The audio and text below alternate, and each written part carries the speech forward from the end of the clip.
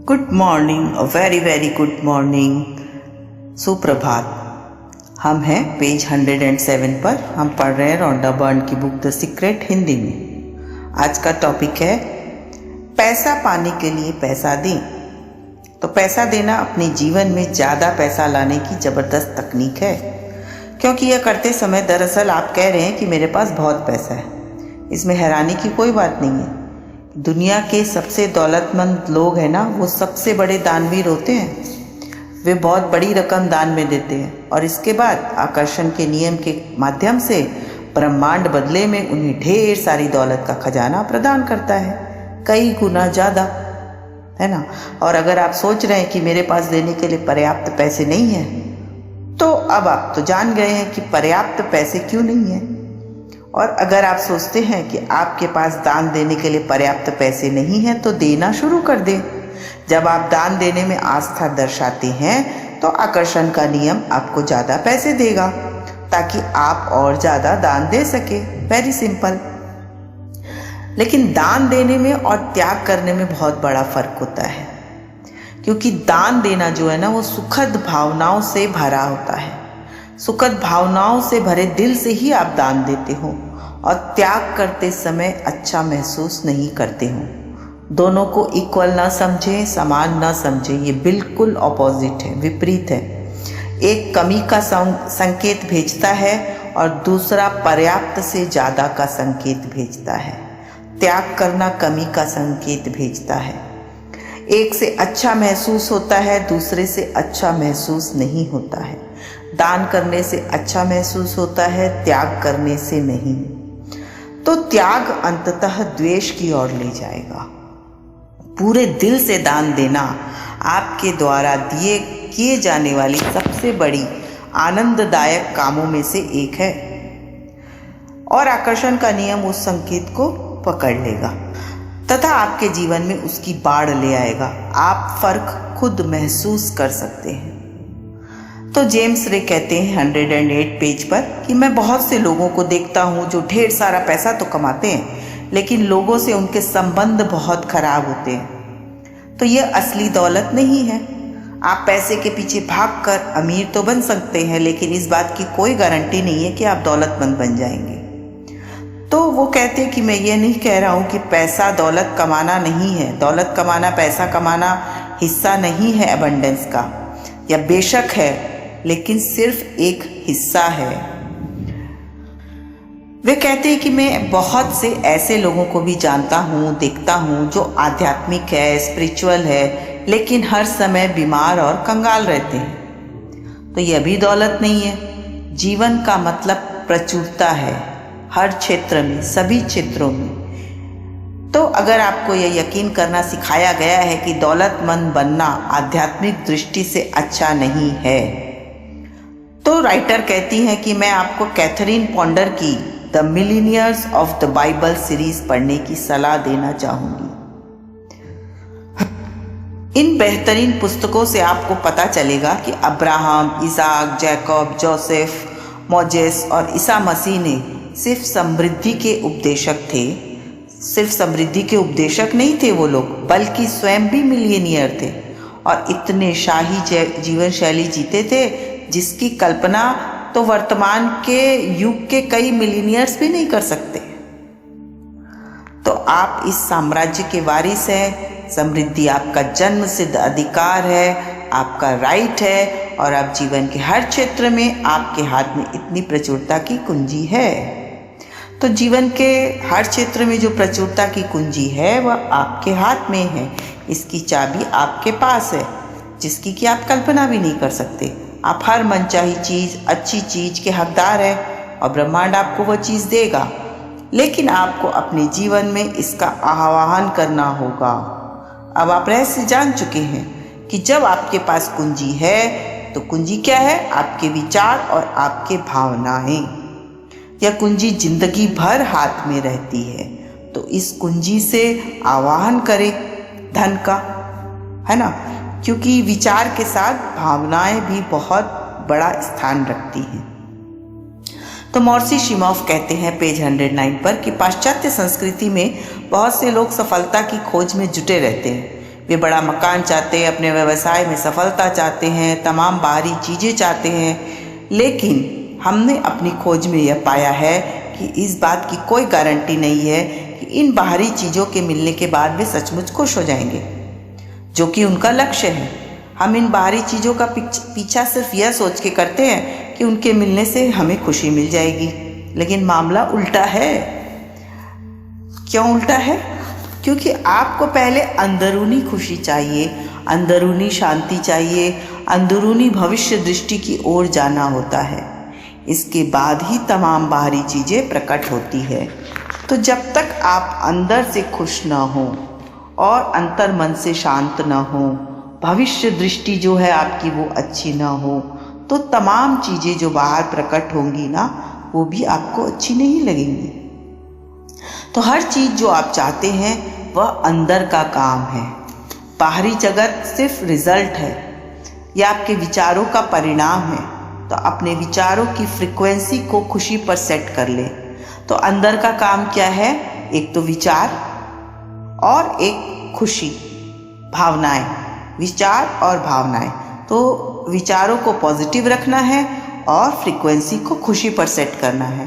तो अपने मन में खुशी और आनंद की भावनाएं भर लें और पूरी शक्ति से उन्हें ब्रह्मांड की ओर भेजें। ऐसा करने पर आपको यह धरती स्वर्ग जितनी सुंदर लगने लगेगी। So amazing. तो जिस्ट ये है कि हमें खुश रहना है और अपने विचारों को कंट्रोल करना है, पॉजिटिविटी की ओर मोड़ना है। तो इस चैप्टर जो धन का रहस्य है, इसका संक्षेप है, वो हम लोग पढ़ते हैं पेज 111 पर। नंबर 1 है कि दौलत को आकर्षित करने के लिए दौलत पर ध्यान केंद्रित करें, वेल्थ पर ध्यान केंद्रित करें। जब आप पैसे की कमी पर ध्यान केंद्रित करते हैं तो आपके जीवन में ज़्यादा पैसा आना असंभव है। यह थंब रूल है, इसको जान लें। नंबर 2, अपनी कल्पना का उपयोग करने से मदद मिलती है। या कल्पना करें कि आपके पास बहुत सारा पैसा है, आप जो चाहते हैं दौलतमंद होने का खेल खेलें और बेहतर महसूस करें। और जब आप इसके बारे में बेहतर महसूस करेंगे तो आपके जीवन में ज़्यादा पैसा प्रवाहित होगा। नंबर 3, इसी वक्त खुशी महसूस करना आपके जीवन में पैसा लाने का सबसे तेज तरीका है। चाहे सामने वाला कितना भी पैसे वाला हो, आपके सामने कोई हो, उसको देख के भी खुश होएं। तब आप जब खुशी महसूस करेंगे तो पैसा और तेजी से आपकी ओर आकर्षित होगा। पॉइंट नंबर 4, यह इरादा बना लें कि आप अपनी पसंद की हर चीज़ की तरफ देखकर कहेंगे, मैं इसका खर्च उठा सकती हूँ, मैं इसे खरीद सकती हूँ। इस तरह आप अपनी सोच को बदल लेंगे और पैसे के बारे में बेहतर महसूस करने लगेंगे। नंबर 5, अपने जीवन में ज़्यादा पैसा लाने के लिए पैसों का दान करें। जब आप पैसे के साथ उदार होते हैं, दूसरों को देते हैं, अच्छा महसूस करते हैं, तो आप ब्रह्मांड को संकेत भेजते हैं कि मेरे पास बहुत पैसा है। हमारी संस्कृति में भी दान करने की बहुत महत्ता बताई गई है ना। नंबर 6, डाक में चेक मिलने की मानसिक तस्वीर देखें। इमेजिन करें कि बिल नहीं, चेक आ रहे हैं। नंबर 7, अपने विचारों के तराजू के दौलत वाले पलड़े को भारी रखें। दौलत के बारे में सोचें। अपने विचारों में जो भी पलड़ा है उसमें एबंडेंस वाले पलड़े को भारी रखें, है ना।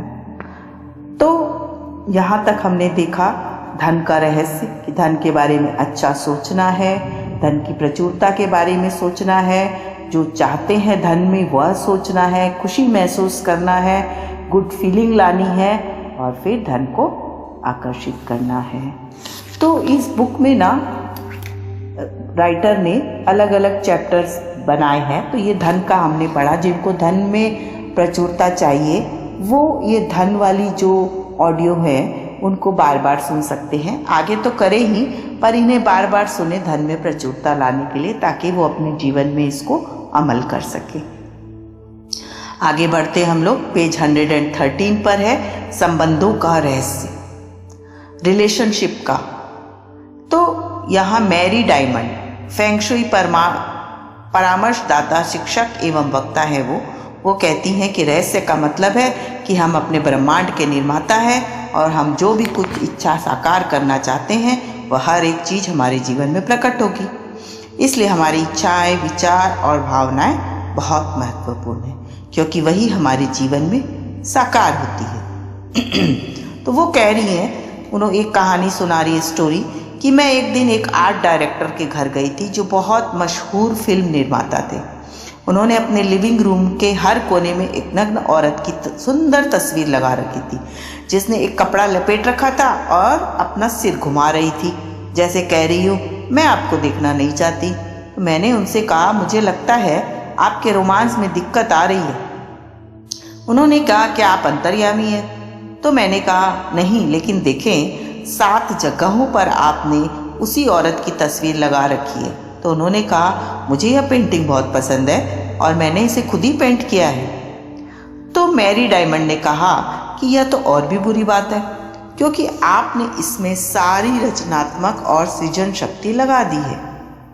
तो वे बहुत आकर्षक व्यक्ति हैं जो हीरोइनों से घिरे रहते हैं, क्योंकि उनका काम ही ऐसा है, लेकिन इनके जीवन में कोई रोमांस नहीं है। तो मैरी डायमंड ने उनसे पूछा, आप चाहते क्या हैं?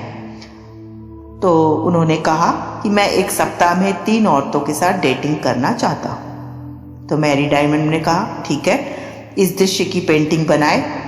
3 औरतों के साथ अपनी पेंटिंग बनाए और उसे अपने लिविंग रूम के हर कोने में टांग लें। 6 महीने बाद जब मैरी डायमंड की उस डायरेक्टर से दोबारा मुलाकात हुई तो मैरी डायमंड ने पूछा, आपका प्रेम जीवन कैसा है?